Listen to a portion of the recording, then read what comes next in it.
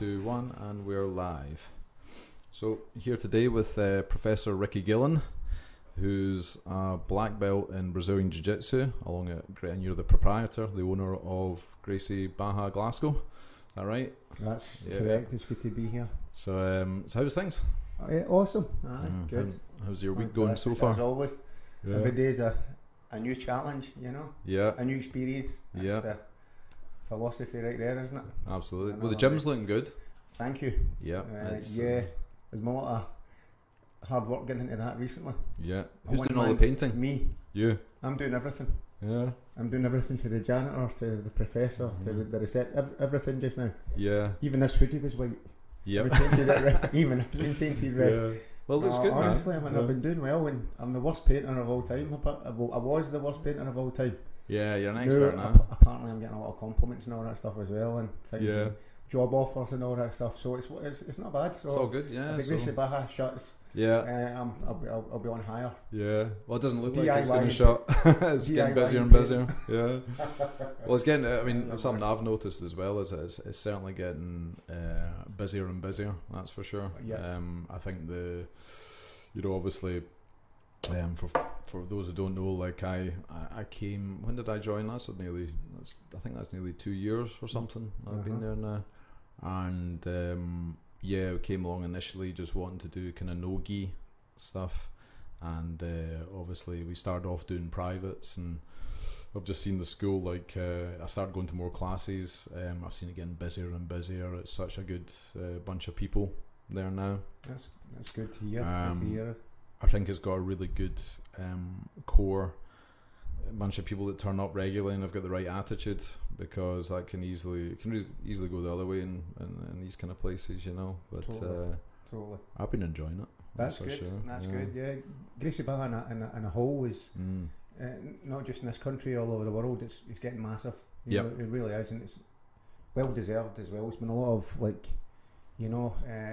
myself personally over the last 10 years. Building the brand over in Glasgow, early on it was a bit of a challenge, but now everyone taken on board all over the world and been unified and disclosed. I think there's about 800 schools now or something all over the world. Yeah, and that's massive. It's awesome, and they're all following the same like guidelines and curriculum and ethics and all that stuff as well and things. So it's like one big massive family and all that stuff is really we like to implement that in the gym. Coming for my own family that built the gym in the first place, and Gracie Barra go together in there, so I hope that comes across when people come in. It's not like what we'd say is like in the old days we call it like a fight gym.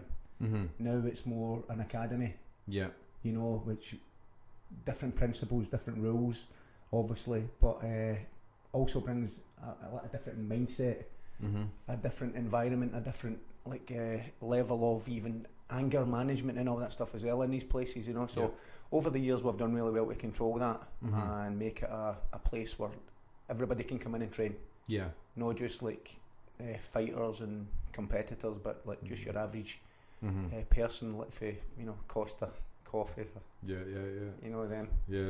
What do you think's the main kind of? But if you were to kind of take out of 100 people, what's the main reason people come and do jiu-jitsu? Most people come for like an alternative way of getting fit. Really, I mean that's the main thing. They get bored in the regular gym, and they like to. They try to set themselves goals that sometimes is a wee bit unattainable for them. Okay. Because they're in the gyms and maybe they don't see themselves as like a bodybuilder, and they're surrounded by the bigger guy. Yeah.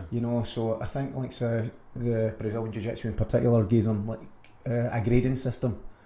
And goals along the way that every other person is following, so they see them doing, they feel like they're on board with everyone else's vision of their goals. And I think that's the most important thing, and you get the physical side of it as well, and the goal setting together. That's how most people come in and stick it a lot longer as well. That's getting more and more popular, and obviously UFC and all the surrounding stuff. It's still got the element of jiu-jitsu in it. So it's still well respected in that front as well. So I mean, that's so it's a lot of mainstream advertisement for jiu-jitsu online, you know, quite rightly through the UFC helps. But it used to be at one time it was only like people would come in and then say, right, okay man, you know, how you want to join a lot, like UFC, and I want to be the next fighter. But over the years it started to change.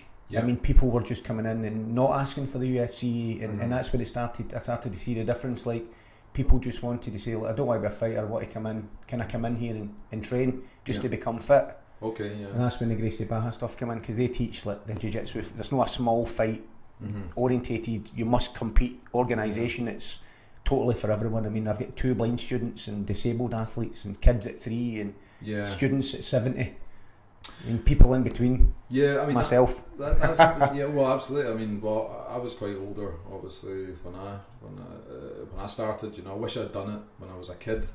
You know, I think the first time I tried a bit of grappling, I was late 30s or early 40s sort of thing. But that's me been doing it seriously, semi-seriously for 2 years in the gi sort of thing. But I just wish, you know, if I'd done it when I was, I mean, it wasn't really that popular. No one knew what jiu-jitsu was when I was growing up. I don't know about you, but there was nowhere to do Brazilian jiu-jitsu. I never knew about it. Well, I don't even know if I would have done it. Exactly. You know, it's really good. I've done like both styles of jiu-jitsu. Obviously, the Japanese style, which was a third degree black belt in that. Oh, okay. And then obviously we had the evolvement from the Japanese style all the way back to the style to a different style, which was the Brazilian. So having the black belts in both and been through the 2 different journeys, you know, sometimes a lot of people ask a question, what's the difference and all that, you know, and that kind of stuff. That's exactly what you're going to ask now. You know, one of the way I answer that straight away is you didn't really get a chance to try the technique in the Japanese style. Oh really? You know, sparring? No. Because it was all like strike, you know, like it was street self-defence meant to be, you know, like you would block, you would knife hand the person in the neck, kick him in the twins, you know, knife hand him in the throat, headbutt him several times, and then go in for a judo throw. Is that now, how you may spar that? You could spar with people, but I mean, you're going to take several headbutts and a couple of knife hands to the throat. So the training partners were quite hard to find. That's a difficult sell, that one. A very difficult one. but in the BJJ, you can roll from rolling. They call it, is like, you know, it's like the sparring side, so you can try your techniques and get a bit of physical contact. Even early doors, you can see your technique straight away developing. So you feel as if you can see it and you respect it, and you feel as if you're improving.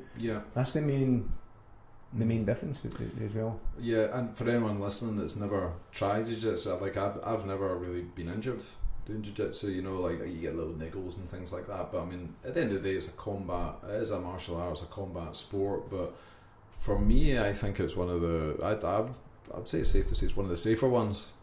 Totally. I think the safe environment that's created is so important.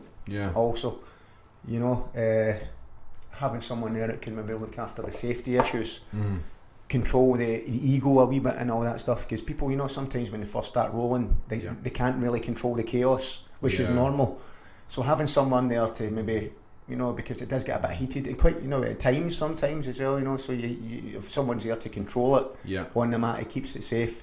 But I think most people injure themselves. You know, people come in and because they can't control that chaos, I was talking about, they try and fight their way out of all sorts of positions. Well, that's it, because you don't. That's it, that's something that I noticed quite early on as well, was the difference between when you're rolling with somebody, when you're a white belt and you're rolling with somebody that's a higher belt above you. You kind of notice, because you're pretty close in at them, you notice how they're breathing, you notice how they're not like busting a sweat like you're doing, you know, sort of thing, because you're like, I'm getting mounted and all this, and you're like trying to explode out of it, and it's extremely tiring. You're not managing your energy correctly, and you notice, you know, as you go along, you realise that you have to get your ego in check. It's your ego that's, well, I think there's 2 things when you first start. Because when I first started, I didn't care about getting tapped out, you know, like I really genuinely didn't, because I'm like, well, I'm going to get tapped out hundreds and hundreds of times. But it's also that kind of stress. I think for a lot of people, there's maybe quite a lot of stress of having somebody controlling them, and in their brain, they're like, well, you know, this is quite stressful, if you know what I mean, and your reaction is get them off me. It can feel suffocating. All these sort of things can be quite stressful. So I think there's two things there that are really they're really kind of on, especially in the kind of lower grades, the people that are new to it, they've got to get in check quite quickly. And if they don't, it's it's not going to be a good time for them. Totally. I think that what it is really is you have to, like, when you're learning a technique, it's hard to piece it together. You know, because it's quite a clever martial art. You know, they call it the human chess match. Oh, so you're so addictive. And when you see the technique and you're trying to piece it together, when you start rolling early, all of a sudden the pace is really fast, and you don't get time for your brain to realise what's going on. So that's the chaos side of it. Yeah. But to stop yourself getting injured, but eventually, if you stick it, and you'll get the idea of you need to accept the bad positions and think about what you've been taught in the class, and force yourself to try and listen to what you've been taught and work your way out of it, and just accept the bad position rather than try to battle everything that's coming in and you've not got the technique. And that's how most injuries start. Again, it's all dealing with the chaos, and that's the difference you see when a white belt rolls with a blue.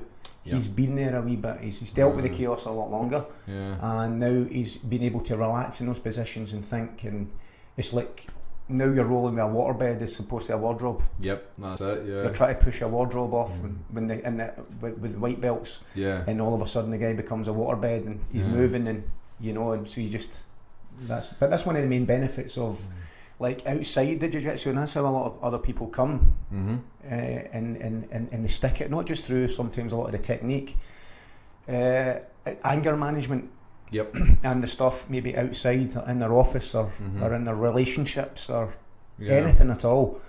The benefits on the mat can really help them outside the academy as well, and that's an important factor as well. So someone's got a really annoying boss or something like that. A really annoying boss, they can sit and think, you know, you might be, you know, you'll put me under pressure, but I can see a triangle coming on, but I can't use it.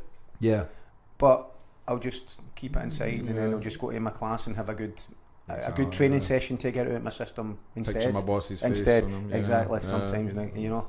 I think it's quite cathartic that way as well, because I think a lot of people, they don't have an outlet for stress. You know, they might have a stressful job, there's things in their head that they think are stressful, but I think when you go and you do a bit of sparring and someone's, you know, you've got someone all over you, you're trying to manage that, you know, your heart rate, all these kind of things, and the reality is that somebody's, you know, probably going to catch you in a submission, or they're trying to choke you out or armbar you or whatever it is. It kind of makes other things a little bit kind of like, alright, so I'm slightly late with a report or something that I've got to get in for work, you know. Am I really that stressed about it now? I'll just go and get it done, you know what I mean? And it's not these other things that you maybe thought were really stressful in your life, like they kind of pale in comparison, if you know what I mean. And the arguments with the missus. Yeah.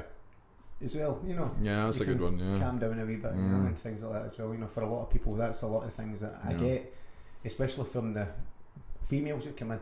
Oh, right, yeah. Oh, he's talking about, what's he been doing, and you know, get out of more of those classes.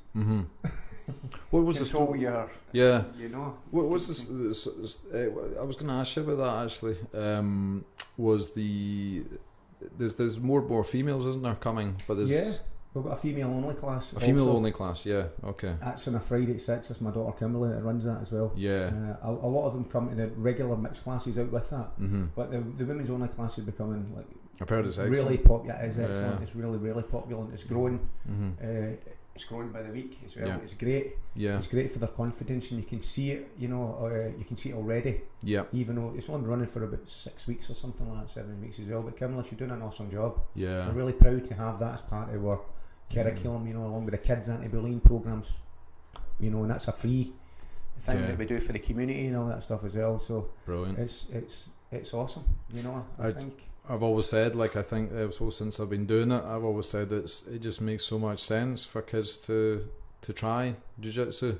Yeah, I think it would solve not all problems, but it solves a lot of problems to do with, you know, I would say to do with bullying and humbling kids, you know, from an early age, because obviously, especially, you know, boys, you go through this stage thinking you want to try yourself and beat people up and see how you fare and things like that. But when you go to a jiu-jitsu gym, you get it's a safe environment to kind of roll about and practice techniques and do these things.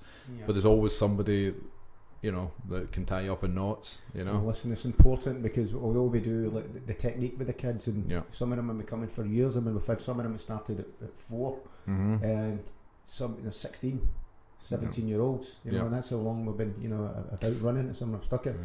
But the new ones come in all the time, and they come from different backgrounds and different things. But we've had great success with it, because we spend time with them after each session. And it's always about a core value of like discipline and respect and things outside, helping in the house and being good at school. So it's always, and plus the bullies, not only do we help them handle the bully situation, which has been really successful, and we've had some really inspiring stories. Some of them's even been in the newspapers and all that stuff, and successful with the kids. But we also teach them not to be the bully, which is important. Yep. Especially when they become good at jiu-jitsu, because some of them you're doing jiu-jitsu since you've been 4, and you get to 10, you're going to be pretty good. You're going to be pretty good. So in a school environment, it's easy for those to forget and start to throw their weight about. So I think bringing kids to jiu-jitsu for the parents, it makes them a whole better person, not just defending themselves, but making sure that they don't fall into that bullying idea as well. And it's worked. It's worked really great. We always have wee helpers and all that. The young lads that come out and help with the actual program itself. They take part, role play and all that. One of them, he's got Asperger's and things. So he's got a lot of anger issues, and the parents were really at their last wit with it. I mean, it was in the teachers and everything. So when they come on to the anti-bullying program, he started helping at first, and we were trying to encourage him to come out. So but after he completed it, he came in with his parents after it into the gym. We had a big bunch of flowers and chocolates, and they were really, really happy, and they were crying and everything. And they couldn't believe that he had stuck up for himself for the first time, and his confidence had grew. And the teachers had given him a certificate of excellence and all that stuff as well. And now he's in our academy as one of the main junior instructors for the anti-bullying program. Oh wow, that's amazing. That's the kind of inspiring. That's the kind of inspiring thing that happens. And you just know he's going to go. It's amazing. Yeah, he's just going to soar. He's awesome. Listen, he's went for leaps and bounds. He's amazing. Amazing character. Well, that was that's awesome. That was one of the stories. I think you hear that quite a lot. Like for George St. Pierre, for example, I think he was a victim of bullying.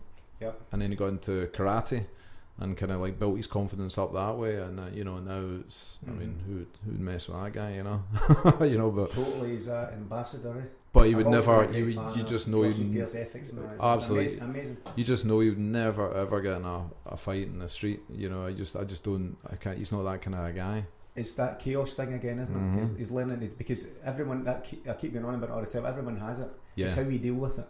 It can be when you hit your elbow against a coffee table, or when you're arguing with someone, or if you're getting tapped out in the mat, or you're getting bullied at school and things.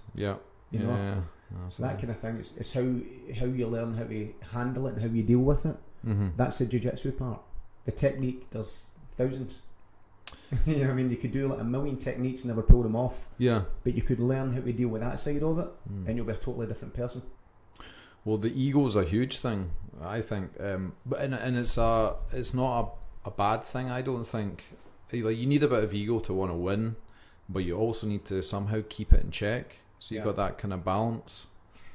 Good ego and bad ego. That is. There's both. Okay. Right. The bad ego. You must have felt that before when you were coming up through the belts. Totally. Aphid ego.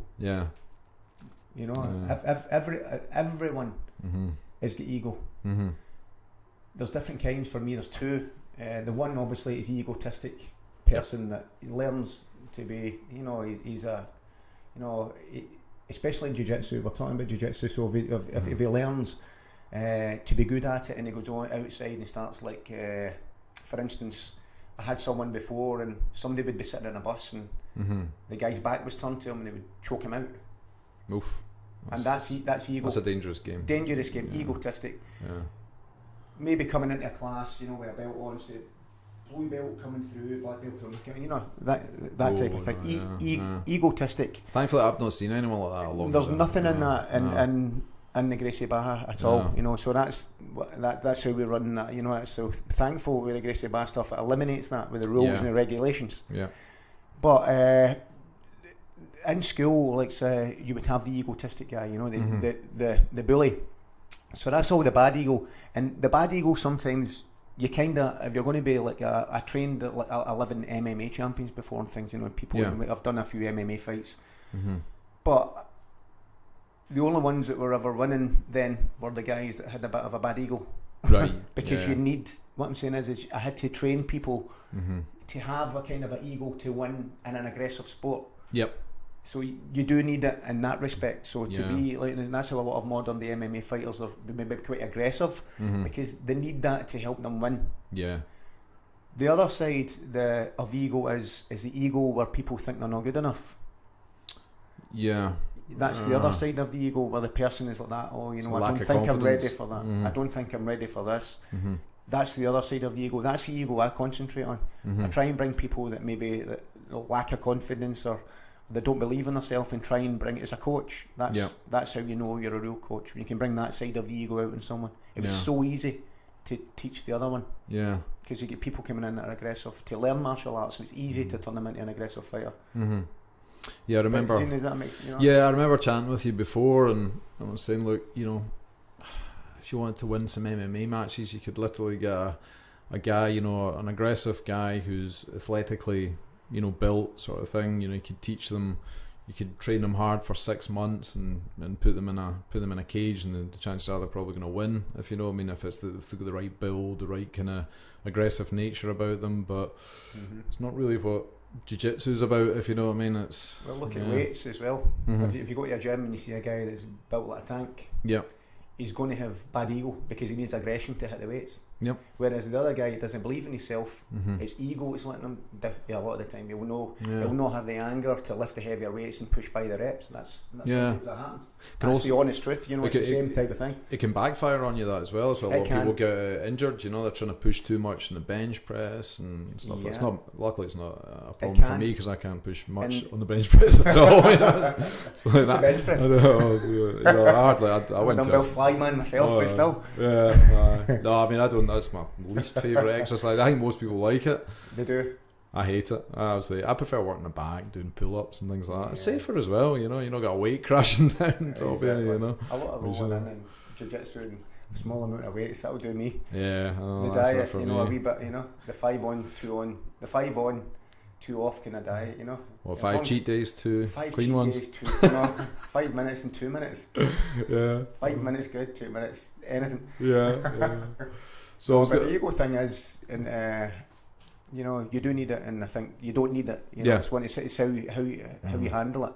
But I think more importantly, the one where you don't believe in yourself, I think that's, you know, that's the most concern. I think, you know, there's also the other end, doesn't it? People the just delusional. hide away. People, the delusional, the ones that come in and go, I'm gonna be a cage fighting champion, or I'm gonna be a jiu-jitsu champion within 1 year, and you're just like, okay.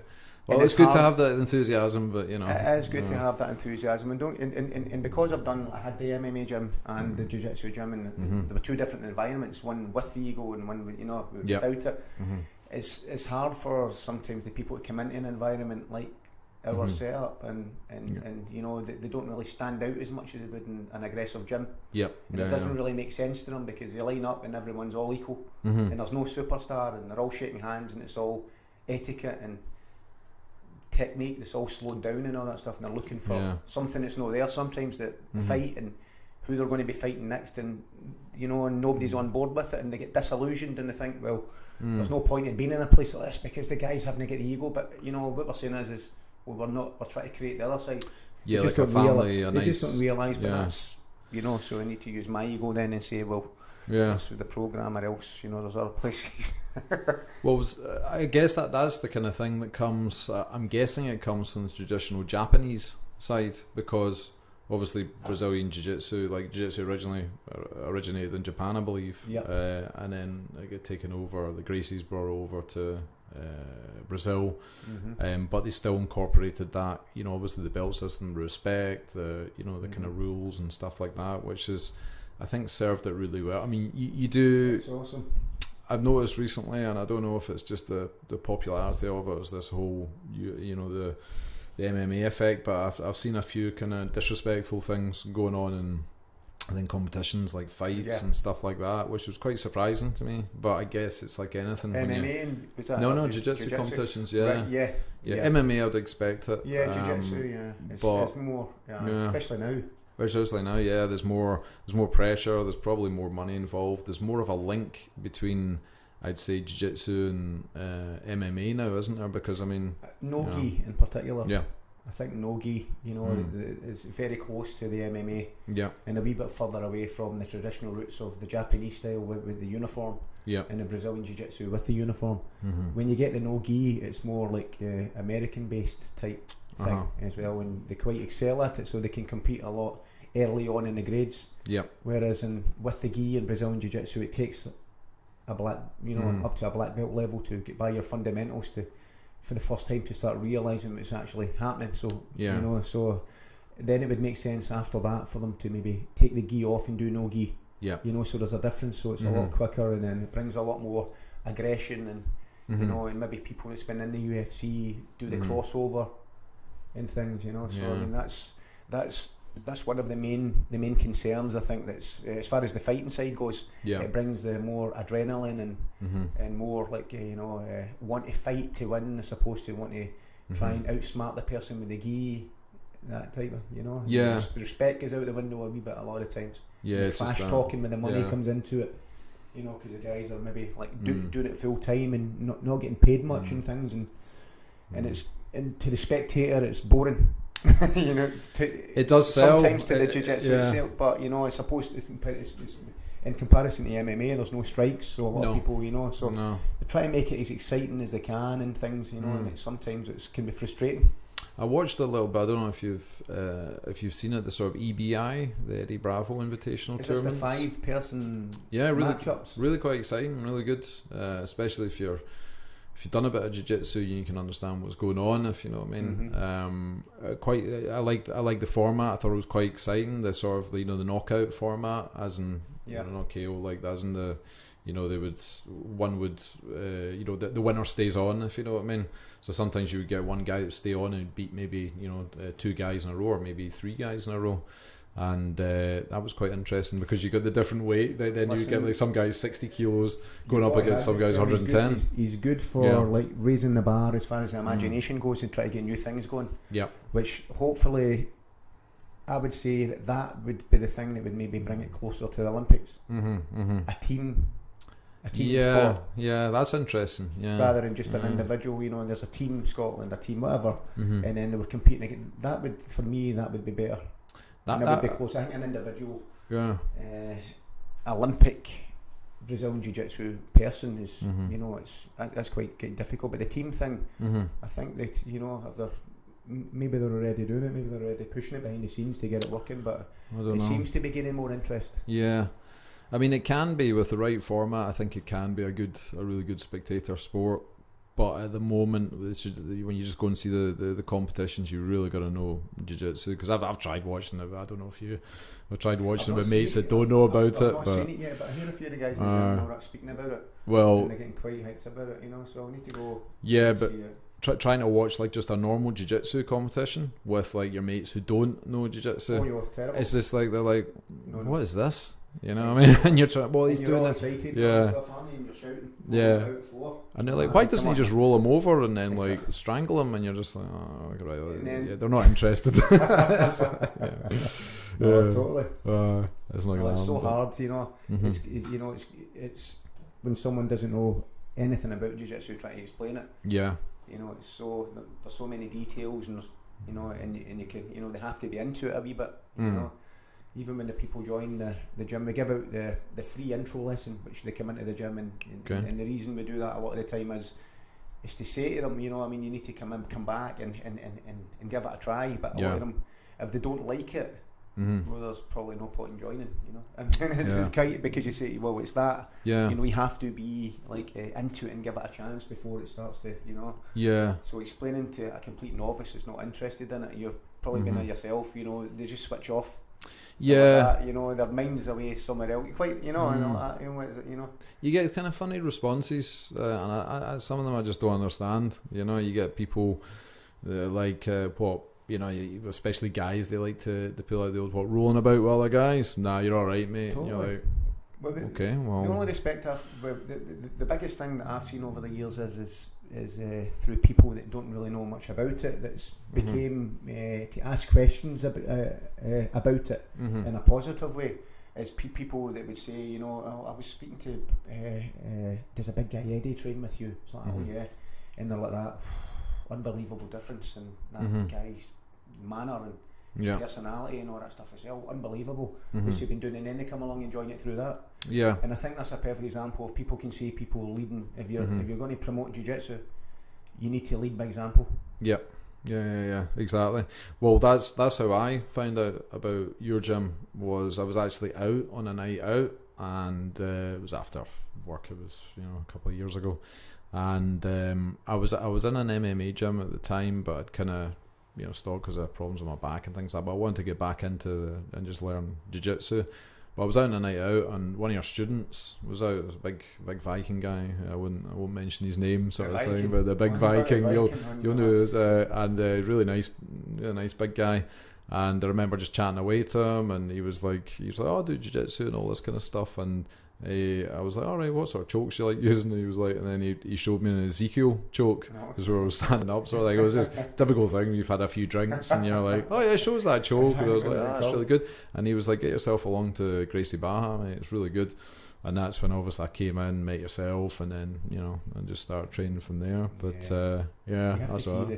You have to see the setup for yourself is unbelievable, and we're really proud of it. Yeah, it's getting people in. You know, it's when people come through at the door and they see it and that stuff as well. It's unbelievable. Yeah, I like the new room up the top as well. A real kind of focused room. Work in progress as well. It's going well, isn't it? There's a lot more. Nice. There's a lot more coming. There's loads. There's loads coming. A total revamp of the actual place as well. So it's amazing inside and out. I've never been so excited about it. It's awesome. You know. Well, you must have seen a big difference in the demand as well for jiu-jitsu over the years, because when was it it's easier to get it across now, because when we were first there, people came in and they didn't know what it was. They didn't know anything. It really, you know, it was only a wee bit of like UFC, and I was an MMA gym. And well, how long has that been there for? 10 years. What 9 years, that one. Under the bridge? Yeah. Oh, when they were 9 years, 9 years, and before that we were 2 years in the back door of the garage nightclub down the stair for about a year and a half, 2 years. And before that, we were a year and a half in Central Station above the China Sea restaurant. Oh, really? You had to climb 5 flights of stairs. That's the warm-up right there. Listen, that's what, wait a minute though. To get to the 2 flights of stairs, they would take you to the actual gym. Yeah. And it was right above a Chinese restaurant. Okay. You know, so interesting smells coming up. It was interesting smells. I put a shower in it. You know, there wasn't a shower in it, so I put a shower in it, and it kept setting the fire alarm off all the time. And and every single time they used to empty the restaurant, and the fire brigade would come, and the whole customers and everything, my meal sitting would be out in the street. And this wee guy, me, I would walk down the stairs with my MMA shorts on and all that stuff. As I was like, see you, you know, they were all like, honestly, they were throwing karate chops and all that at me and everything. So that's how we moved. That's fair enough. Like, you can understand. I still go. I was in 2 months ago. I was back in, and I get served, and one of the guys had says to me that worked in it, "There's a karate guy." There's the karate. There's Mr. Karate Man. This is. What were you doing? What was the gym doing back there? Was it MMA or was it the Battlefield gym? MMA, yeah. Okay. And at that point, were you working on your jiu-jitsu, or what? How long ago was that? 15 years ago? Or? Yes. Yeah. We were still. I mean, I was obviously still doing the changeover for the Japanese stuff. So, but I took a break in between that. I mean, I was young. I was young, 36. Yeah. At the time, maybe. Yeah, I was 37. So I was late to start MMA when nobody knew about it. Right, yeah. Because the gloves were, you know, so it wasn't what it was like now. Yeah. You could go straight in, and it was so evolved. Mm-hmm. But it was, so we'd done a bit of that. But I was using the Japanese style of jiu-jitsu in a couple of MMA fights, and I didn't really know the difference. Okay, yeah. So everybody thought I was like Hoist Gracie, but it was a different style. Okay. So I mean, and the wee chat we had earlier on about not being able to spar it, it didn't really help, you know. So you were banging on your basic boxing skills and your a rough triangle and an armbar and things like that as well, you know. So it was difficult, but it was good. I mean, we done well enough to eventually have some professional fighters coming through and having our own show. Oh yeah, okay, yeah. Big show in Stirling, and it was really good, you know. I mean, it was like, you know, professional fighters and bringing fighters over from Sweden and Brazil and all that stuff as well. So that was, you know, that was awesome. Started to surround myself with an MMA fight team, maybe 20 guys or something at a time. Okay, yeah. So it was really good. Yeah. But the only difference after that was a wee bit as it was getting harder and harder for just the average guy to come and train with us anymore. Yeah. Because it was all fighters. And now that comes back to what you were saying before. And I lost the values that I had in my Japanese stuff. Because I was a coach. I've been a coach for like 30 odd years. I was always inspired to bring people through. That was my role. That's why I'm here. You know, that was the gift you get of coming through and helping people. You know, you fit into roles really well. So it was kind of coming away from that a wee bit as well, which was getting a wee bit of a concern. And that's how obviously we changed back, to the Gracie Baja when it came along. Yeah, which was a great opportunity for me. Yeah, to get, because, you know, it was the good news was when I was in the MMA, it was an evolvement. I mean, no disrespect to the Japanese style, but I knew that there was an evolvement, and I had to make the evolvement. So my evolvement was doing the MMA stuff and coming through that. Yeah.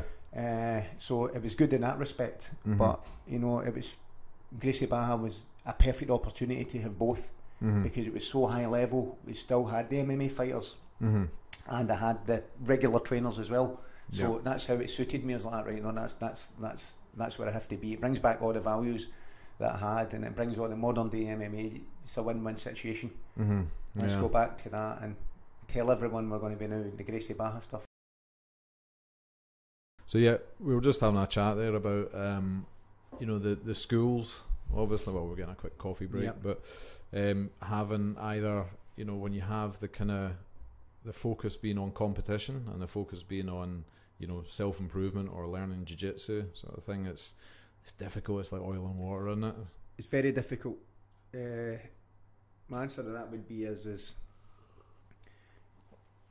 in jiu-jitsu, don't train specifically just to be a competitor.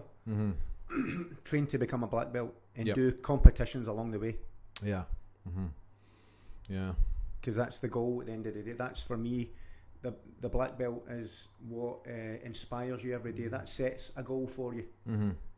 If you ask, like, what are you actually training for, what are you actually doing with your time, where are you going to go? Yeah. Well, what else would you say except for, I want to be a black belt? Because, you know, you're just going to train, and there's not maybe any foreseeable acknowledgement of your vision at the end. The black belt will provide that. Yes. So you wake up every day and you say, I know how I'm going. I'm going because I want to become a black belt. You know, it's going to be hard, and it's going to be like a journey, and you don't know how good you're going to be on the time and how many competitions you've done.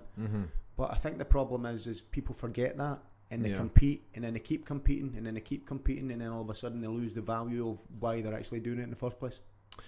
That's, you know, that it can provide that mission for you. Like, you know, one of the sayings is, you know, it feels awesome to have a Brazilian Jiu-Jitsu black belt. It really does. It feels great. Only for the simple reason it's self-satisfaction. It feels great because I started as low level and worked my way through to get another black belt, you know, or for someone for the first time as a white belt, they get themselves a black belt. It's their fulfillment of their journey. So it's self-satisfaction. It doesn't mean that they can tap everyone else, and sometimes even tap out blue belts or purple belts that are like the superior genetically, nothing to do with that. Doesn't make you better than anybody else, but it makes you a better person than you used to be. That's the most important thing about a black belt, and I think people don't realise that. They stick it, and they go for the competition, and it becomes too much of a battle of they want to compete and they feel as if they're not ready for the next stage or the next level. So I would say that when you join a jiu-jitsu academy, very early on, your instructors or the people round about you and yourself, you've really got to vision yourself as potentially having that black belt round your waist in the given time. Again, if you don't, we probably need to have a talk, another chat, a longer chat about why you don't think that, and maybe have a bit of problem with your ego, believing that you're not going to get there again. That's I've done martial arts all my life since I've been 5, and I've always had black belts. So it doesn't, for me, I don't see anybody ever different. My life appears to be, you do something, you get a black belt, and then you do something, you get a black belt, and then you do it, you get a black, and you evolve. That's all I've done all my life, so I don't see anybody any different for that. And that's a good environment to be around. And it's not like to say, oh, I've got a black belt, I'm better than you. There's another fulfillment of someone that's set a mission and stuck it. Well, that type of thing. Yeah, that's. I mean, I heard this stat that it's basically 90% of people drop out before they get their blue belt. So if you get your blue belt, you're in that 10% of people that stick it out, and then obviously from there, the stats get even lower and lower and lower to a point where that's the competition side. Yeah, because people feel as if they've not done enough competitions. They've not got enough medals. They've not got this. They've not got that. Or that blue belt's better than me. Of course you're going to be better because you've got limited skill. As you do something longer, you become better at it, obviously. So when you've only been training for a blue belt, you've only had it for a year, which is, it's good. I mean, that's, you've come through all the white belt stuff and you've showed that you're going to stick it. But the blue belt was only the first stage of you're going to get your mission. And what was your mission? Black belt. That's everyone's. So it's pretty lame and pretty early to start chucking it. Of your first goal is meant to be the black, and people are highlights, so it's a different wavelength altogether. People shouldn't even think like that, and they put too much emphasis on a black belt. They think it's something it's not, and it's just their journey of setting something for themselves that they're going to get. And the blue belt doesn't even come into it, so it's a case of, right, get to the black belt first. The blue belt shouldn't even, and a lot of people, especially maybe in the past, in this country in particular, because it plays, it's a wee bit of catch up. It's getting there. They see the black belt mission I'm talking about at blue. They don't even, it doesn't even, and again, it's a different wavelength. They're talking about blue, you're talking about black, and you're trying, Does that make sense? Yeah, you said that to me. You had a chat similar to me, because I was feeling a little bit, because obviously I've not competed yet, and I felt I'd gone through my white belt. I was wanting to compete, but quite a few people kind of had said to me, wait until you're a blue before you think about competing. Go and compete if you want when you're a white, but most of the people I saw that were white and went and competed got injured because everyone's flying, and I kind of got that feeling as well. I thought, well, if this is how people white belts are with each other in sparring, in a competition, times that by 10, exactly. The chances you getting injured. I mean, and I'm thinking, right, I was thinking again, right, well, what is my part? Why am I putting so much pressure on myself to go and do a competition? There is no, there's no pressure other than the pressure that you put on yourself. But I remember you said to me, well, why are you doing jiu-jitsu? What was your original goal? I'm like, well, one day I want to get a black belt. And it's like, well, there you go. Exactly. Competition will come, if you want it to. Well, if you get a black belt, does that mean you can't compete? No. Well, there you go. Yeah. So you get a black belt and compete along the way, which means that even if you didn't compete to get a black belt, you could still compete as a black. Yeah. Whereas if you chuck it at a blue, you never know, you could have went. Yeah, I think everyone's got different reasons. Some people like to, some people don't. It's not wrong to compete, obviously. I mean, it's the guys want to do it. Yeah. But it's wrong to forget about becoming the black belt and becoming, your mission ahead and your goal, basically. Forgetting all about that and continue to compete, and then all of a sudden, year after year, I mean, maybe some people get stuck at a blue belt for like 8 years, 6 years. Yep. Whereas you should be getting to a black belt for white in 6 years. Yeah. Maybe a bit of sandbagging going on as well. I think total sandbagging sometimes we can happen. Yes, especially coming from a promoter. Yep. I mean, I know the situation. Yeah. I used to promote fights, you know, so I know the difference. That's another thing that kind of sort of, you know, it plays in my head a little bit, because I remember seeing last year this photo on social media, and it was Khabib Nurmagomedov, who's, let's be honest, he would smash 90% of probably black belts out there in grappling competitions, and there was a picture of him doing jiu-jitsu with his white belt on, you know, the 3-tab white belt. Yeah, you know, and you're well, like, that could be your, you know, that could be your first opponent in the first exactly. round. If you're right, I'm sure I recognise that guy from somewhere. Yeah. No, I think that's a fair point. No, because not that I'm saying he's going to do it, but you don't know who you're going to get. You're going to be rolling against, basically. No, totally. Yeah. But I mean, the point I was making was about the competition for the white belt to the blue belt. Yeah.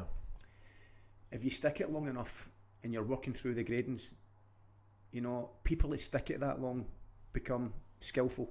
Yep. Which means that when you do compete, you're going to be competing at someone your own level that stuck it long enough to develop some good mindset and some good skill. So from the white belt to the blue belt thing, it's only a year. Sometimes it's not their fault. I mean, they've just not developed the skill, so they're getting in for a fight.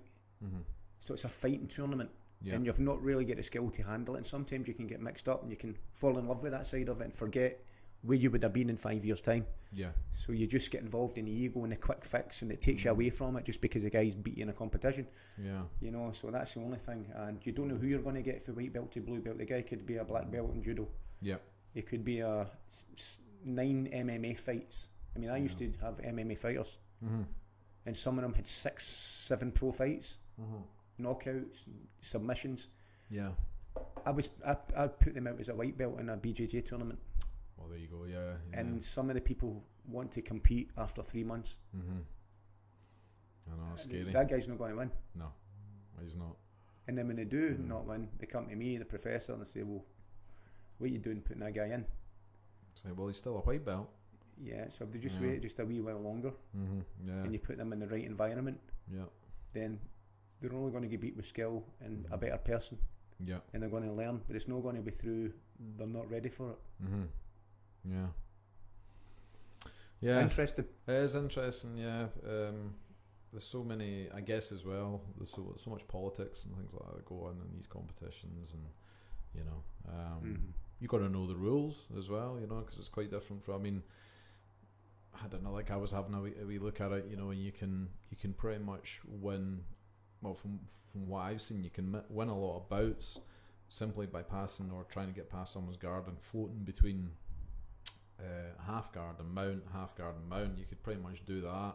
Okay, it's not gonna you know, lead to you're not gonna be known as an exciting fighter. I think, but you're gonna win on points. There's so many rules. Yeah. And the IBJJF is the biggest tournament, and that's the one where if you have a low level tournament, you'll go with a higher level tournament rule set. Yeah. You know what I mean? So, for instance, if you're having like a MMA fight night in Glasgow, you'll try and go by the UFC rules almost. Yeah. To make, you know, so you'll have that kind of idea of the rules, you know, are unified. Yeah. You know, but the difference is when you're early and you're competing early, you get mixed up with. I think you can get mixed up with too many rules.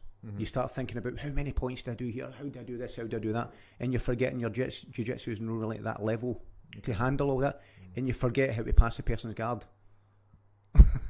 You know, you forget that you're just there to pass a person's guard. So if you just concentrate on a technique, a basic technique, and just go and do that, and then let the points take care of themselves, the jiu-jitsu takes care of itself early on.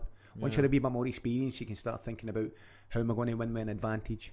Or how am I going to try and I'm almost past his guard, does that count? You know, and it's a wee bit more intricate.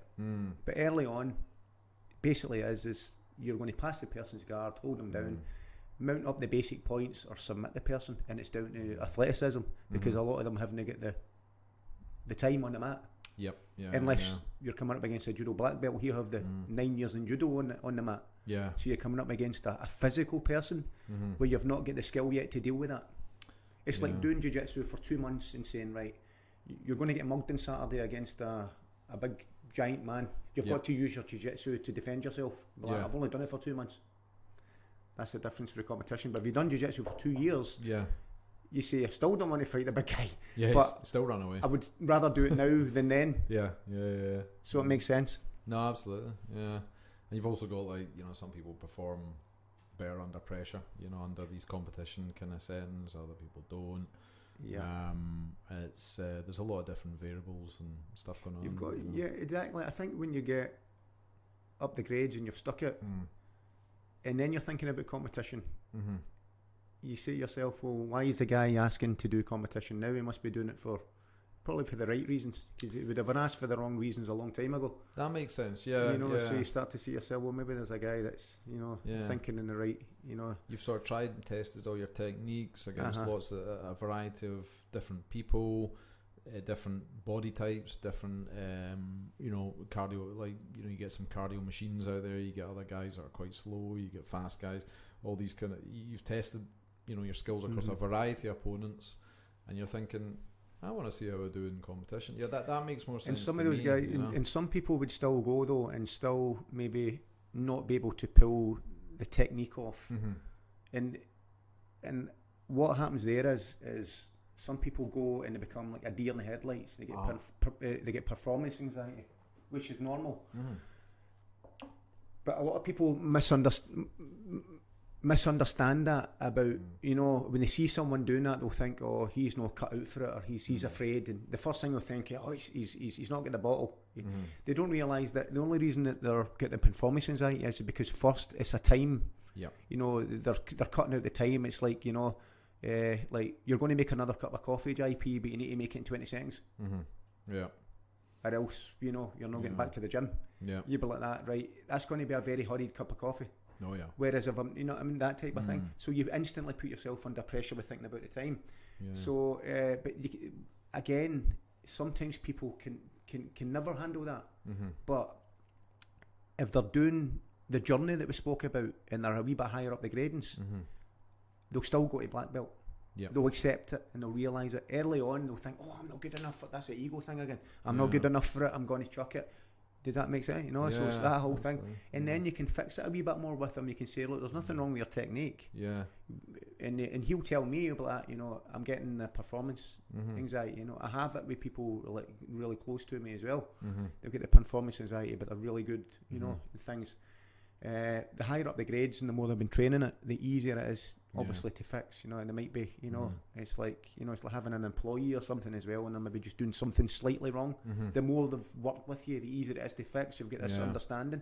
The early on, you know, sometimes it's pointless telling them because you know, they're, you know, does that make sense? That's what competition's for. It's you know, you get the absolute the guys that are killers in the gym, you know, on the mats, you know, when they're just in a normal environment, but when it comes to kind of actually competing on the day, they get nervous, they get that ego thing that you're talking about, you know, the one that you can't keep in check or whatever. They think the doubts creep into their mind and things like that, you know. And do you know who that person is, JP? The person that doesn't believe he's going to become a black belt. Yep. Yeah, that makes sense. Yeah. Because he's not got any other vision. He's not thinking about anything else. He's not even thinking about like what his mission is. He's not even thinking about becoming a black, regardless. Because whether he wins or whether he loses, he still wakes up the next day with the same vision. Well, I'm going back to the gym to get a black belt. But if they're not thinking about that, what happens when they wake up the next day? I know. Who are they blaming? Who are they going to blame? I'll go to the next instructor. He'll be the spirit him. He should tell you the same. Well, you're going to become a black belt. You know, go to the next guy and then the next guy. You know, one of these people who just go about gyms, so hoping for a different result. I mean, I've done like competitions as well. You know, I mean, I've been more like the coaching side and building it, and thankfully for everyone else around about, I did. You know, especially with the Gracie Baja the way it is. I mean, that's proved that was the right decision. But I've done one, and you know, I've not done one at black yet, right enough as well. I mean, but if it does come across, then if I was feeling up for it, then I would by all means do it. But at the same time, it's the same idea. You get your black belt, you can compete at any time. But never not putting yourself under pressure to compete makes you want to compete more. and it's a realisation that, especially now, I've got a black belt on the mantelpiece and I've earned it. Yeah. Because I was better than I used to be. That's the whole difference. And that's a great feeling. Yeah. Must be a great feeling when you get that black belt. Well, it is a great feeling. It's the self-satisfaction. It's what somebody says, you know, a millionaire is good, but a BJJ black belt millionaire is better. Yeah, it definitely makes sense. Because the guy had been in the millionaire's house and he was trying to show him all his stuff. Like, you know, his helicopter certificates or whatever it was, you know, the things. And the only certificate he had on his mantelpiece was his BJJ black belt certificate, and that's the one that meant more than anything. So it must be special. And that's quite inspiring. When I heard that story, I was like, right, that means a lot to that guy. And he'd never competed, but he was a millionaire. But he still had the certificate up on the wall, and that's what it meant more to him than anything. And, you know, I would say that balanced a lot of his decisions outside. It's a powerful thing if you use it right. Yeah. But you need to know what you're using it for. You need to. It's hard. I think it's hard for anybody motivating themselves. Motivation and passion. I'm not saying it doesn't exist, but I'm passionate about this. I'm motivated about this. Speak to me in 3 months, and not many of the people are still passionate and motivated. Yep. But tell me you're going to become a black belt in 3 months' time. You say, "What's your mission?" And be like, "Is it changed?" No, I'm still going. You know, so that sets the tone for your mission. That's the only thing. Yeah, you get all the people. It could do 100 competitions in that time, but for me, it doesn't matter. You're like, when you got your black belt, I've won this medal, Rick. I've won that belt. I mean, in the Gracie Barra stuff, we've won that much medals down there. You could cover the full gym. You couldn't even see the mats. Yeah. But the difference is we're getting black belts through and anti-bullying kids and people changing their lives, mannerisms and all that stuff as well. And that is the guys that are, you know, coming through.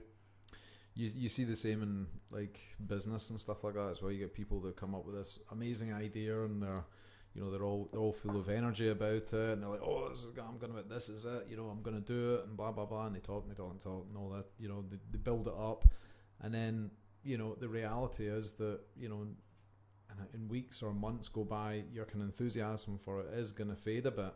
So that's where you were talking about the passion and things like that. If that's still there, and in 6 months' time they've got the same mindset, then the chances are they're going to make that business idea work. It's going to be a success because you need that energy and you need that drive going forward. And if you've not got that, there's so many passionate white belts.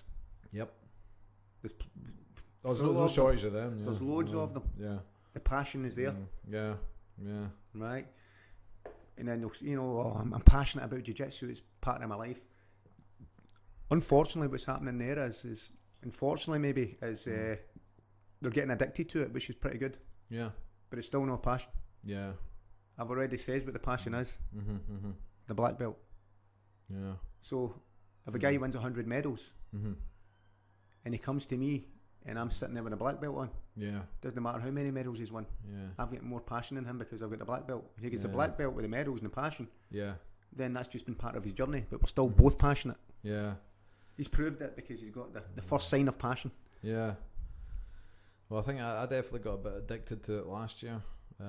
They can become addicted. Because it's new. It's a new hobby. Yeah. Oh, yes, this is a new book. Wait a minute. Yeah. It's not a lot of people finish it. Yeah. And you go back and watch. I mean, I was going back and I was watching, you know, doing the old watching techniques on YouTube and going and watching competitions and watching this and going back and trying things the next day and thinking, oh, with that, and you go to bed at night thinking about it and thinking, oh, what if I did this or put that? I wonder if that would work.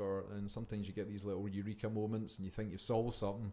Yeah. And then you go and try it out in the man. It's like, nah, doesn't work. Totally. It's just it's funny. And it's definitely it's highly addictive. It's good, and I suppose it's highly addictive. There's worse things in life to be addicted to. Oh, absolutely. Yeah. Isn't there? Yeah.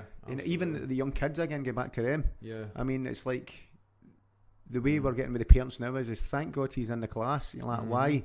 Is he in trouble? You're like, no. Been on a computer for 5 hours every night. Yeah. This is the first time. Now that's a different thing, but it's still breaking up the, you know. Yeah. Addictive. So he's addicted to the jiu-jitsu now instead of the computer, even at that young age. So that's a good thing. Yep. You know what I mean? You can get addicted to jiu-jitsu. I would say it's awesome, but don't misunderstand it long term for your real mission. Yeah. No, I think that's... But they're both good. I think that's, I think you that's... need to be addicted to get passionate, you know? that's definitely something to keep yourself in check. You know, I've not had a great start to the year jiu-jitsu wise. You know, in other words, I've not been getting in as much rolling as I would like to. Because you remember last year we were on a roll at one point. You know, excuse the pun, but we're like I was coming. It was constant, wasn't it? Yeah, it was like that. Remember that Kato and Peter Sellers? Yeah. The wee guy used to hide behind the cupboard and all that, and the guy would, and then you come into your house and there'd be like that outside the like, right, we're rolling. Yeah, oh, it's brilliant. Like, but it's like you say, it's so addictive, and you just, and there's like for me that's it wasn't causing any. I mean, that was a big concern about me as well, was my back, because I've been played with sort of lower back issues before. Everyone's like, oh, you're going to do jiu-jitsu, bye back, you know. Absolutely not. It wasn't the case for me. Well, touch wood, so far is I've not, the only issues I've had with my back is when I started throwing in some heavy weights recently, and that's what I'm going to change though. I'm getting back into the regular rolling. I'm cutting down on the heavy squats and deadlifts, if not eliminating them out from any kind of strength routine, because I wanna be able to roll, you know, 4, 5, 6, 7, 8 times a week like I was before. I was really enjoying it, and what a difference it makes to your cardio. Listen, I swear to God, see if you can do that. See if you value that in a month. Yeah, the feeling you get in a month's time with doing that is awesome, isn't it? Yeah, absolutely. Yeah, and it's like, you know, it's a difference when you're sparring. It's good that you're trying to balance that out though, and find out what it is. Because it can become strenuous, especially with all the posturing and all that on top of the weights and things, you know. That's the thing. Well, especially the way we were sparring, it's quite, you know, it was a good level.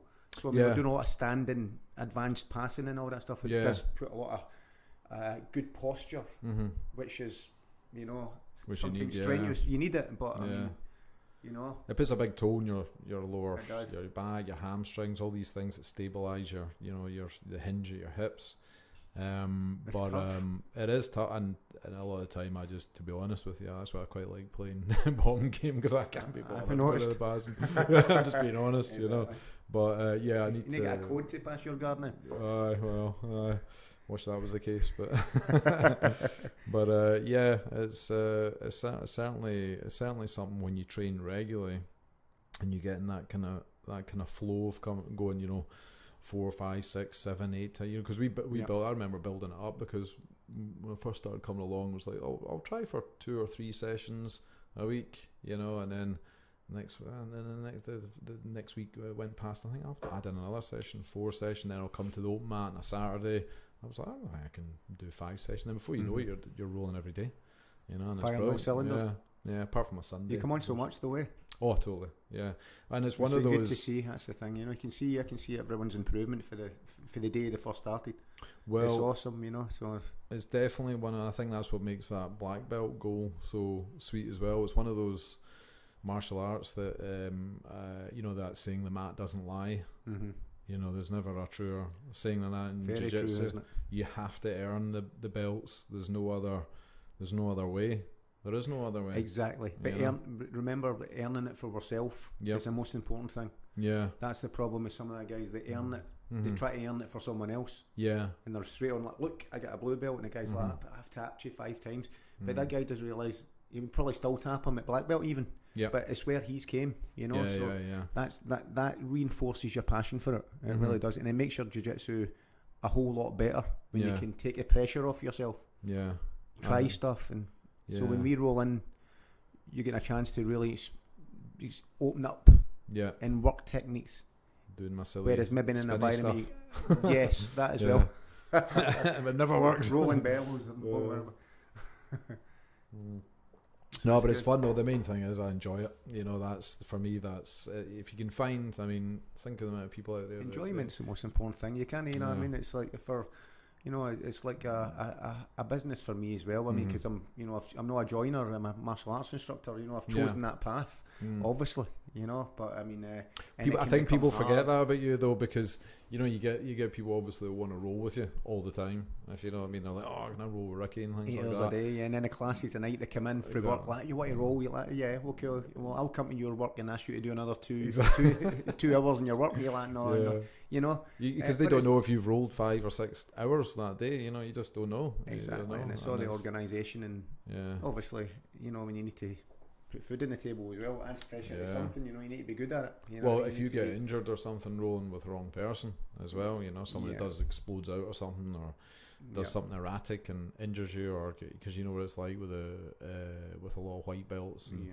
you know they can get, you know, they can be quite sporadic, and then you catch an elbow and things like that, you know. Thankfully, definitely. Thankfully, when you're a professional and you know the score about running a gym, the only thing you're doing really is what you should be doing is creating a really great training environment for everybody to help them learn. Yeah. You know, so for those guys, I mean, the technique is issued by Gracie Barra. We get the techniques all the time to teach all over the world, so you don't need to, you know, you don't need like someone going in and proving to them how good they are to make them better. You need someone that's running a great gym with a great environment. Yeah, and he's got the heartbeat in the place to inspire everybody to keep the classes running all the time, to give them somewhere to train and create that. But that's the most important thing. Yeah. You know, so that's the main role in there, is keeping the energy up, because when the guys coming in and at night and coming on the mat and saying, right guys, come on, let's go, let's line up, let's do our stuff.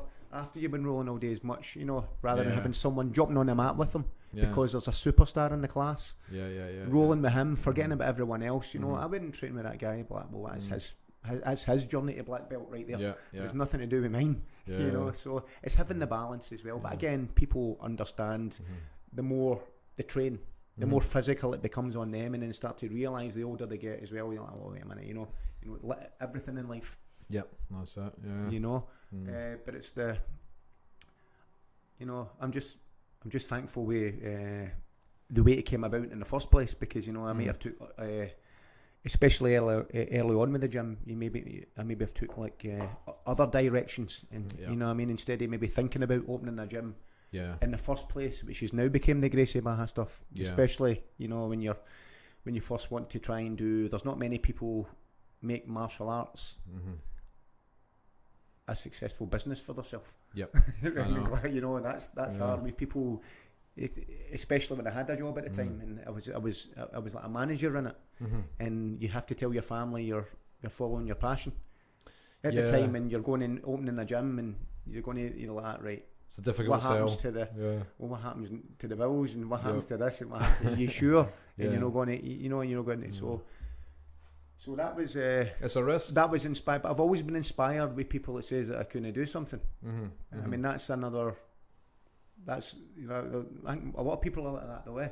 You know what I mean? If somebody says you're not going to do it, I mean, you don't go crazy with it, but if it's within your means, it kind of says, well, you know what, wait a minute, you know what I mean, that's negative, you know what I mean, I'm going to turn that into a positive, and it becomes, you know, I'll show you sort of thing. You know, like, so everyone, I mean, even like the family. You know what I mean? It's especially because when you do things like that, it's always the people closest to you is the first ones, obviously, to talk you out of it, isn't it? So they're Bruce probably Lee's worried about you. Yeah, they're concerned. Yeah, exactly. And the concern is the most important thing. But sometimes it's not just concern. It's like, oh, there's Bruce Lee going to open a gym, you know, in the city centre, and he's deluded, and he's this and it's that. So when you get the gym in the city centre, and it does, you know, you're not saying that you're Simon Cowell by any means, but it makes all the from my point of view, I've done well. Yep. You know, so absolutely. It's good for me. Yeah. It's inspiring to me. You know, that's the most important. So in my world, I've done awesome, and it's helped a lot of people. So it's great. Yeah. So to have that feedback and prove them wrong in the first place, I came into this business where I had already come over all the negativity in the first place. Yep. Yeah. You know what I mean? So I was like, well, if you're on, people don't think that you can do it.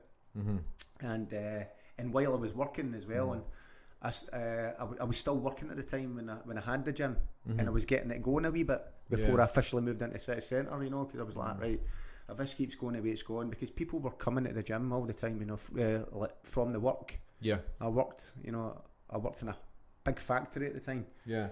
And a lot of the guys in the factory, there was a lot of employees in it that weren't doing much with their life.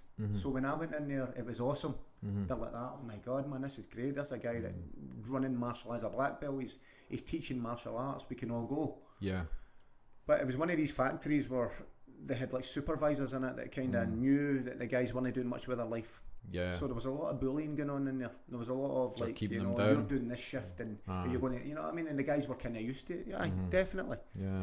But I was the guy, the live wire, like the supervisors didn't really like at the time, because they're like, right, oh, he's taking your shift away. And I mean, we need to organise our shift. They've got something outside the work for a living. But there was a guy in particular who was really bad. You know, he was one of the main gaffers, and he was ultra jealous of the fact that people were coming to train. Every time we had opened a club, and the training session was for 7 to 8, he would go to the union and everything and change our shift for 8 to 9. Yeah. And you're like that, right, okay, right, we'll change our class back for 8 to 9. He would change it and then for 6 to 7, and he was going out his way deliberately. And he had me in the office all the time, and he actually eventually is like, look, this is not on. He says, you'll need to choose between your work and that stupid thing that you're doing. A stupid thing. I was like to myself, wait a minute, you know, I mean, this is terrible. So I got my wee picture in a magazine one day of some fight thing I had, MMA fight thing I had done. Yeah. And that stuff, and it was only a wee thing. But it was not bad. I was in it at the back, fighters only or something. It was awesome for me. And then everybody was like, oh, you know, I'd be like a celebrity, and he was the kind of a guy who's like, okay, at least you got a mention, eh? Yeah. You know what I mean? That kind of guy. And then he came to one of my fights in Maryhill and that stuff as well, and he was being pure negative about it. So he ended up getting me back in the office and really threatening to sack us all and all that stuff. So I ended up making a decision, not just through that, through other things of trying it and saying to my missus, look, no, see, you know what it is? I says, I'm going to go for it. Yeah. Completely going to go for it. Yeah. And I'm leaving the work. I'm working my notice, and I'm going in and I'm telling them that I'm going to open a gym in the city centre. Oh, it's on it, right? And what happened was, I left eventually and that stuff as well, and they set it up and it started becoming a wee bit more successful.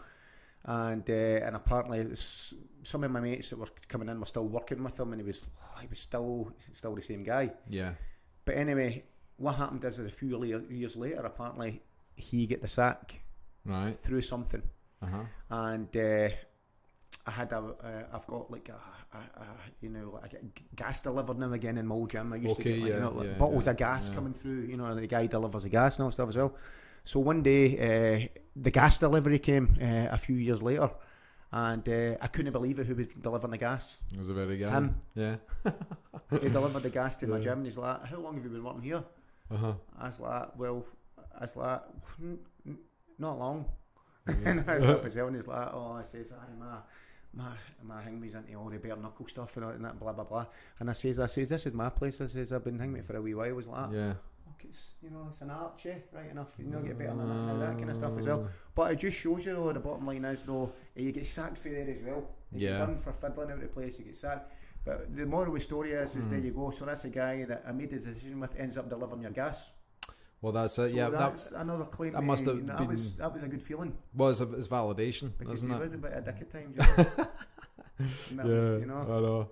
But yeah, it must have felt. It felt sweet. Good because that was a risk, quite aggressive, especially when my kids were all young at the time, and he's threatening you with your job, and you're going home and you're flustered, and and you're trying to build something, he's trying to take it away from you. Yeah. And then all of it, but that was a sweet day. I think if you can use stuff like that, I mean, most people I've met that have built businesses, they've had a bit of a chip in their shoulder, because you need something that's giving you that drive to the kind of, I'll show you. If you know what I mean, I'll show you that I'm good enough. You're saying I can't do this, or you suspect that they think you can't do it. It's gonna fuel you even more, to get that energy to make it work. Yeah. And the local community was Gracie Baha will never come to Scotland. It's too big. Brilliant. Well, it's here and it's thriving, and it's just a start. Yeah. Because you want to see what's going to happen next. It's unbelievable. It's growing all the time. Well, what's the plans? Have you got anything you can release, or the plan is Ricky Gillen exclusives? Not really. I mean, it's just like it's just that we're just happy that it's got to this stage. Yeah. So far, and with the global army of the Gracie Baha schools, it's becoming a lot more closer together, so I'm going to be working a lot more closer in with my own professor, and getting across to some of the regional meetings with the higher graded guys and all that stuff as well, and they're going to be helping me in my journey. I try to promote Gracie Baha stuff, because it's a premium school, which is a big stamp of approval for your school. There's 3 different levels. There's a training centre, an official school, and a premium school, which means it's the highest level of Gracie Barra skill that you can possibly get. So we're almost at that level. Think about another week or two, we'll be passing certified for that. So that's been awesome. It's been a lot of hard work that goes into that. That brings reputation throughout the whole world. So everywhere you go all over the world, everyone will see you as a premium school in this city. So it's absolutely brilliant, you know. And we're looking to spread it in Glasgow also now. We're looking to maybe get it in a few other communities, maybe another couple of schools in Glasgow, to make sure that Gracie Barra is for everyone in the city. We're looking after the whole city, and just continue to bring as many black belts as we can. I've got one of the first ever Brazilian Jiu-Jitsu black belt guys coming through, and there's another couple of brown belts, and I've got 12 purple belts now almost coming through. Well, I've got like 8 just now, and I saw some promotions are they? Loads and loads of blue belts as well. So I mean, we're doing well. You know what I mean? We're doing awesome, and I'm really excited about it. That's what inspires you. It's getting me up every morning to motivate myself. You know, because I'll be going for my second degree stripe next year as well. So I'm still in my journey. So it's awesome. So it's all good. But it's the most important thing is it's not just all about me. It's about everyone that comes into that gym. That's the most important thing, and getting that gym up to the highest, really, really nice looking. That's a mission just now, you know. So I'm looking to get brand new, top of the range mats in later on at the end of the year. Nice. So awesome, and having the walls, and I'll continue with my fantastic painting job. You know, so I'm always putting that in. You know, as long as you don't move, because it's just the perfect distance for me. I'm saying that for selfish reasons, because it's perfect for me just walking in and walking back. Well, listen, the guy that's opened that gym with me at the time and that stuff as well, was the guy that was like, you know, he told me to come down and have a look. It was in some state. He's like, look, if you can turn that into anything near that resembles a gym, he says, I swear to God, this is going to be unbelievable. And the true story, he ended up getting a promotion out in that place. Because he helped turn it a place that was like that, and it was in magazines and everything as well. The work he'd done to it and the way he turned it around, it helped him in it as well. So he's quite you know, he's always thankful of the place. So I think we'll be there for the rest of our life. Excellent. That's right. You know, he's always looking in and helping and that stuff, so it's pretty good. What's the website address again for the Gracie Barra Scotland? Is that .com? Okay. GracieBarraScotland.com. If there's anyone listening and anyone's listening, definitely feel free. We get a free intro lesson, so I mean, it's absolutely free. It's a private one-on-one session for 30 minutes with myself or one of the higher graded instructors. It'll take you in and let you see the history of the place, all the programs on offer, and let you know exactly what happens in Gracie Barra. Do some training with you, some self-defence, let you see what's in, have the gi on you, let you see the real progression that you can make through Brazilian Jiu-Jitsu, what it's all about, and spend some time, and then hopefully, you know, you can join up and join the family. Perfect. Male, female, kids, it doesn't matter how fit you are. As I say, we've got disabled athletes, blind students, people that are out of shape, in shape. It doesn't matter. It's jiu-jitsu for everyone. Jiu-jitsu for everyone. Totally. No, that's good. Totally. Well, listen, man, that's been great. I think we should wrap this up now. Really enjoyed the chat. That's good. Nice. Got some good stories in there. Awesome. The gas guy, nice stuff as well. Absolutely. But, and the Viking and all that. There's a lot of good things in there, you know. Absolutely. I look forward to going rolling tonight. Definitely. You coming down? I think GB3 program, that's the blue belt and above. That's another good thing. That's, you know, we get 3 different levels of programs. Remember, GB1, GB2, GB3, all over the world. That's the great thing. I mean, it's not just me that makes them up. We all do them. Doesn't matter what country you're in. Some of them don't even obviously speak the same language when they're on the mats, but it's the same programs.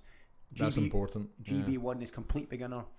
GB2 is a slightly more advanced beginner, and then GB3 is a blue belt and above. So there's a direct understanding of safety and progression, and you know, the proper structure, mission laid and structure laid out for you to accomplish your goals. Totally. So important. I think I pride myself on that, actually. Absolutely. Right. All right, brilliant. Thanks very much. And thanks for the coffee as well. It's been awesome. Coffee all night.